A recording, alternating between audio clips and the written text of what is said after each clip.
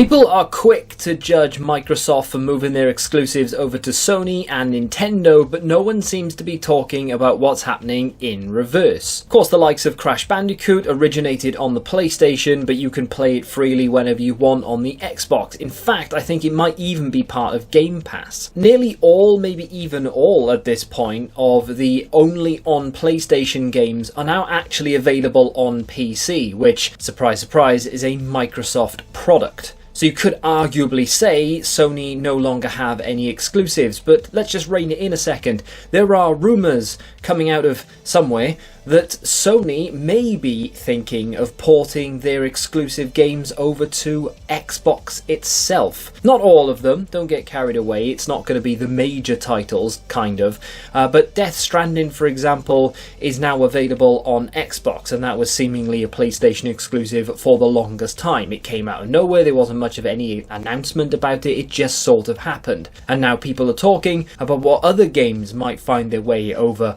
on an Xbox. The two titles that are the front runners to find themselves on Xbox machines very soon is Final Fantasy XVI and Stellar Blade. I wouldn't say this would see the end to console exclusives by any stretch of the imagination, because they're not made by Sony in-house. Final Fantasy is of course a Square Enix title, but it's had PlayStation exclusivity for the longest time. And of course I did start this segment by saying that no one is talking about what's happening in reverse, but if we flip that a second, the likes of Indiana Jones, which was meant to be an Xbox exclusive, will eventually get a PlayStation port sometime in 2025, and of course there have already been rumours that other games are going over to Sony and Nintendo, and not only rumours, it has actually happened with certain titles making their way over to PlayStation. Where I'm coming from, I think it's only really a good thing.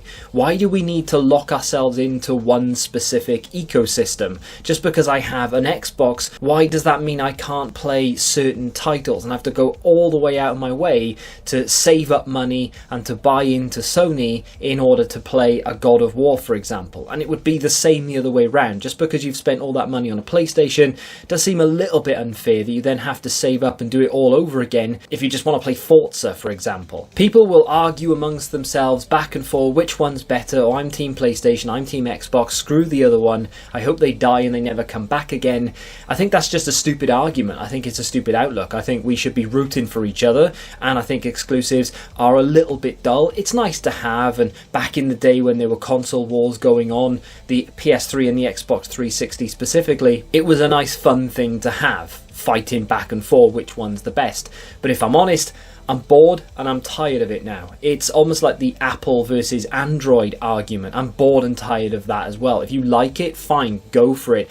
I'm not going to buy into Apple, I'm going to stay on Android. But that doesn't mean that Android is better than Apple, it just means I prefer it. And it's going to be exactly the same with whichever console you decide to buy into. If you're younger or you play games online, these days it's not that much of a big deal because crossplay exists, but I was always of the camp of, well, you should buy the console that your friends own, so it's easy for you to play online with your friends. But when it comes to cross-gen these days, I don't think it really matters too much whether you have an Xbox and your friends all have PlayStations, because cross-gen exists and you can play with each other anyway. The consoles are basically the same under the hood. You can argue, no they're not, but they pretty much output the same thing. They play the same games. It's just the odd exclusive. But if these barriers can fall down and we can get exclusives on each other's platforms, I think it's a win-win. So recently I got myself a little job. And while on shift on Sunday, two of my colleagues were talking about GTA and how one of them didn't think that GTA 6 was coming out because it's been so long since we've seen anything of it. So I decided to have a little look. And yeah, he's actually right. This has been the longest gap between trailers we've ever had for a Rockstar game. So 380 odd days ago we had the first and only GTA 6 trailer, which of course got a lot of people excited, but it's been over a year at this point and we are yet to see another trailer. The last time that happened was when GTA 5 came out, and that was, I think, 378 days between the first and second trailer. and it is making people believe that there are development issues and that this game is going to be pushed back.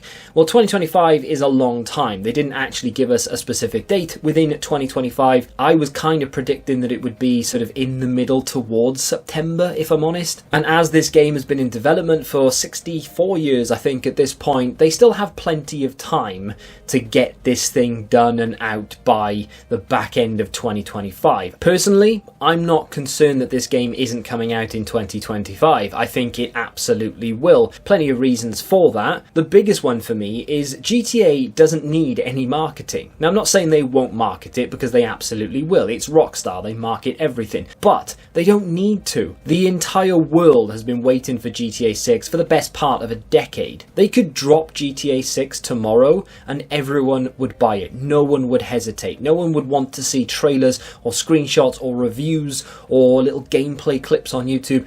If the game hit the shelves tomorrow, people would buy it. They would not even question it. GTA 6 is out, let's go and get it. I don't care what it's about, I don't care about the story, I don't care how good it looks, I just want to play it. So they don't need to market this game. And that was my argument to my colleague actually. I said, it doesn't really matter if they release a trailer between now and when the game comes out, you'd still buy it, wouldn't you? And he said, well, yeah, I would. And I said, well, there you go. It doesn't need any marketing. I wouldn't read too much into the fact that we've not seen a trailer. They know they don't need to show us anything for us to buy it. I'm not saying they won't. Of course they will. They'll do the usual thing of putting trailers out here or there.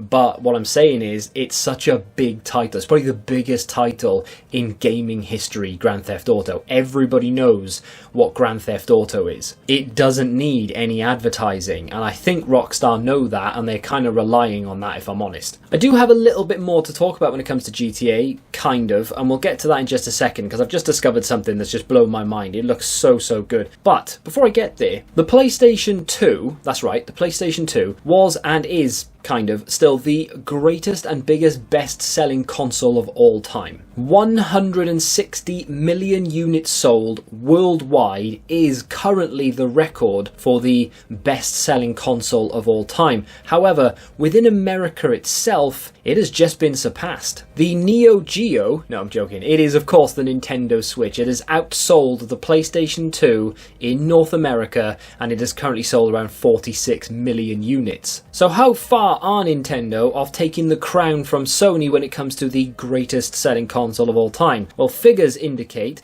that the Switch has sold 146 million units worldwide. That is just 14 million shy of Sony's PlayStation 2. And given the fact that the PlayStation 2 has been out of print, if you will, for the longest time at this point, it has been years and years and years since a brand new PlayStation 2 will have been sold, I'm sure, and the Switch is still the leading console for Nintendo, at least for the next 6 months or so, we could very well see Nintendo take the crown from Sony. Other consoles to make up that list, by the way, it is going to be the PlayStation 4 with 117 million, that's in third, the original PlayStation with 102 million, the Nintendo Wii 101 million, that makes up your top 5, and then you do have the 360, PS5, PS3, the NES is there, and of course the Xbox One somehow creeping in at number 10, even though that console was heavily ridiculed. The fact that that console was heavily criticised, apparently nobody bought it, it is still 10th on the list. So it does go to show that even though it is a bad console, I don't think it is personally, but considering the launch it had, it still sold 58 million units, which is a bit crazy. But anyway, Switch fast approaching PlayStation 2. The question is, will they overtake Sony? So just a quick shout out to my channel members. Thank you very much for supporting me. Of course, channel members do get early access to these videos as well as exclusive content themselves. If you'd like to get involved, the link is in the video description. Thank you once again.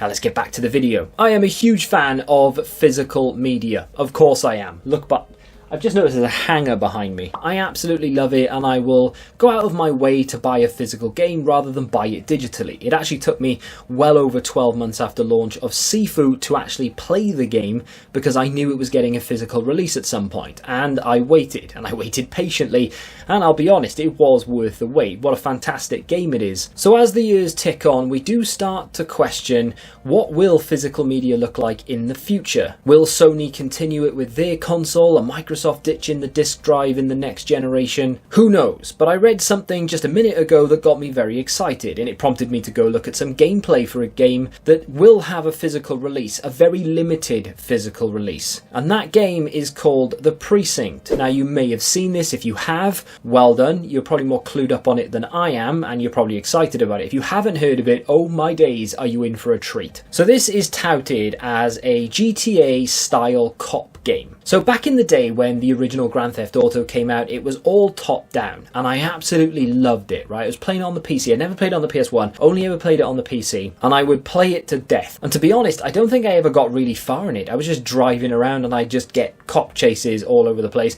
and I don't think I'd ever really do much of the story. In fact, to this day, I don't think I did more than a couple of missions. And then GTA 2 came out and it was more of the same. I wasn't a massive fan of the style in GTA 2, if I'm honest, but I did still play it to death. And of course, GTA London came out, it was all top down.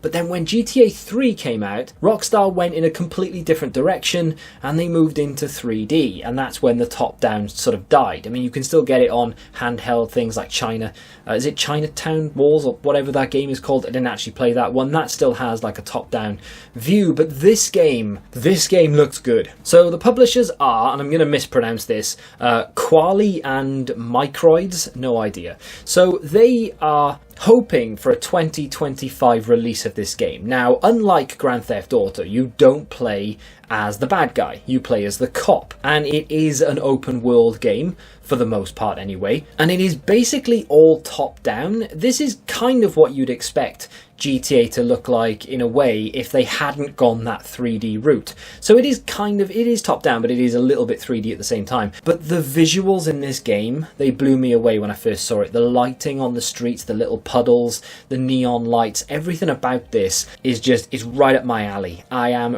really, really looking forward to it, and I pretty much only found out about it about 33 minutes ago at this point. The thing that got me really excited about it actually is the fact that this is going to get a very limited physical release. Now, if you go onto the website and have a look, there isn't actually a section for the UK. So if you're watching this from the UK, you may not be able to get it, kind of. So I had a look, and you can get it in Europe, like Germany, and there's a few other countries in there as well. If you're in Canada, you can get it. From the US, you can get it. And of course, like I said, there are a few other countries there listed and where you can buy it from. But there is no section for the UK, which was a little bit strange because we do have pretty big market share.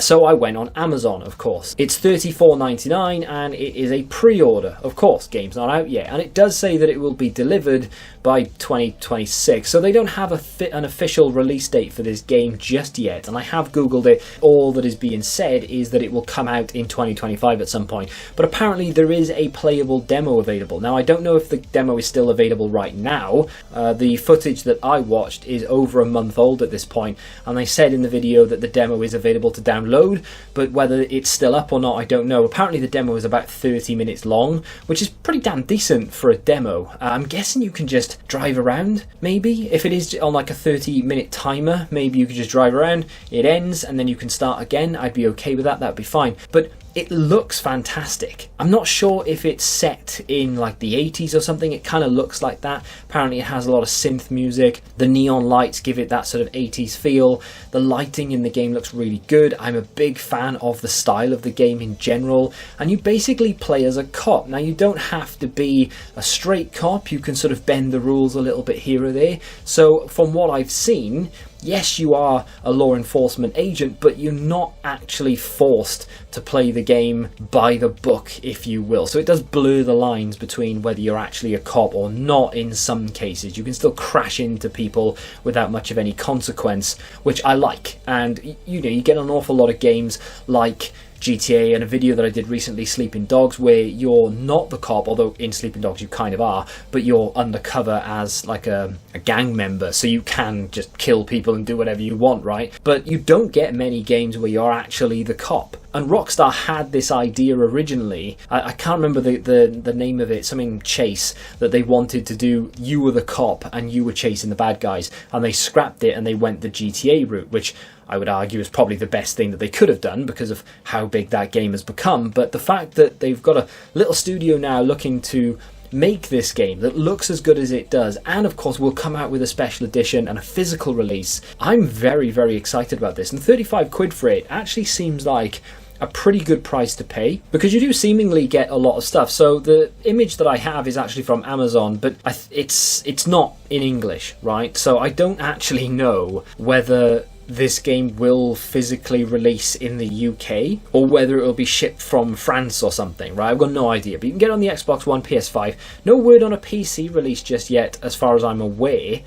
Just talking about the consoles, but you're gonna get like the game itself. Obviously, you'll get a map, you'll get some postcards, or at least what I imagine are postcards, and you'll get a steelbook, which is, I mean, it's pretty good considering this is a very small studio releasing this game. It looks like a really nice special edition for 35 quid as well, and it's limited. It's not one of those it's going to be everywhere. It's going to be very much like Sifu in a way. Sifu isn't really a game I see anywhere. You get the odd copy in CEX or something, and yes, you can go on eBay and buy it quite freely, but it wasn't something that was just plastered all over the place, and I feel like the Precinct is going to be very similar. So if you're into physical media, maybe worth putting in a pre-order. Like I said, the pre-order on Amazon, it's a little bit scarce, a little bit vague, I should say, because it does say that it will be released by the 31st of December 2025, which is obviously a very long time away. But then it does say free delivery Friday the 2nd of January 2026.